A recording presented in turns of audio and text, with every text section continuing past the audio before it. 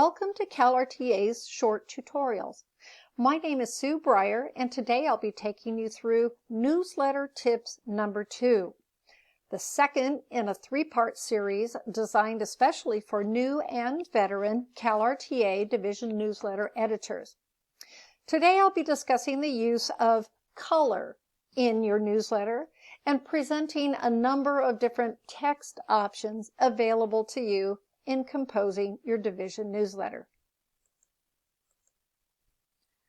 As you can see in these two examples, color can add an exciting dimension to your newsletter, and there are plenty of divisions out there that regularly incorporate color in their publications. Whether it's full blocks of bright colors, as you see here on the left, or colorful clip art, photos, and headlines on the right, color serves as a hook for the reader's eyes and naturally draws them into reading the content itself. However, a word of caution about using color. Avoid overloading your reader with color. Your objective is to use color to guide their attention and influence their impressions of the content, not to overwhelm them. Both of these pages use color to their advantage. The page on the left frames its content with a bright yellow border, but doesn't overwhelm the reader, leaving plenty of white space in the middle to allow for easy reading.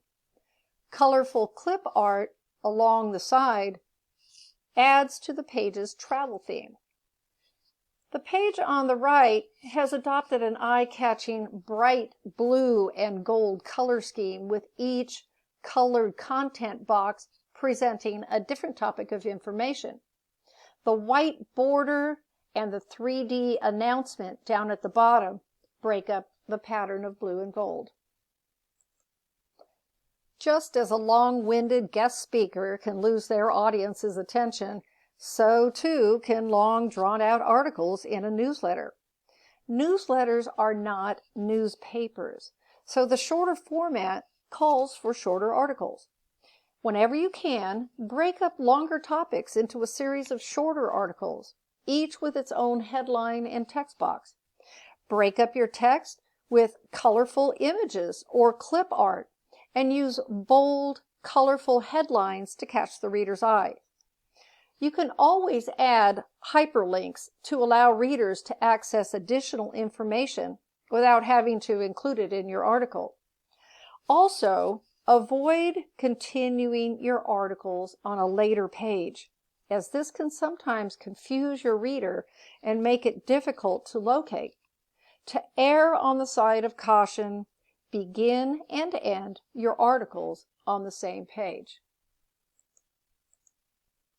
The president's message is often considered the crown jewel of the newsletter, as it includes a gold mine of timely and important information for division members. Like the story of Goldilocks and the Three Bears, some president's messages are too long, some are too short, and some are just right. The two president's columns on this page reflect the just right category. Presidents should be encouraged to keep their messages short and sweet. To keep their columns brief, consider whether a topic can be removed from the president's column and covered in more detail in a separate article elsewhere. Bylines and pull quotes are standard practice for newspaper and magazine writers. Bylines give credit where credit is due and honor the time and effort the writer has put into his or her work. Pull quotes are used to emphasize small excerpts or testimonials from the text. Since most folks tend to scan rather than read, pull quotes provide them with some focus anchors to fix their attention on the most important parts of an article.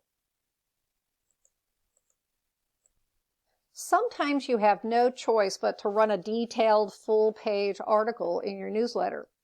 If that's the case, what you want to avoid at all costs is the gray page syndrome.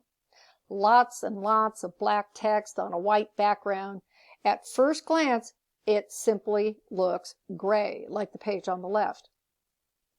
Now, the image on the right shows the same text redesigned in a 2-column format with a large image in the middle to break up and add color to the text. A bold headline at the top and a small colorful image at the bottom of the page make this page much less overwhelming and much, much more inviting. And finally, let's talk about headlines. Not labels, but headlines. There is a difference. Many newsletters simply use labels, like the ones here on the left, to identify the content of each article or block of text that they have in their newsletter.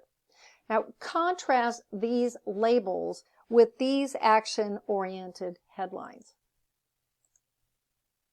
My City Youth Center empowers community youth. Nice, complete sentence with an action word right there in the middle. Christmas comes early for local teachers. Complete sentence with an element of action in the middle. Retirement is a special time. Not so much action here, but certainly a complete thought. What's new? Share at-home activities. Again, you've got your action right there in the center. COVID-19 vaccination brings hope to Americans. Division III awards, $21,000 in scholarships. Congratulations to our scholarship students. And finally, on Action Week, we took our concerns to Congress. We took our concerns.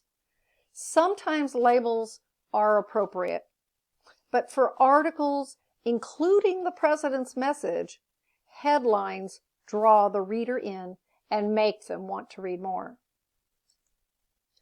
Thank you for joining me in today's tutorial. Please check out our other 2 tutorials on newsletter tips. Number 1 covers front page design, inside page layouts and content, and tutorial number 3 covers hyperlinks, QR codes, clip art, and imagery. Hope to see you then.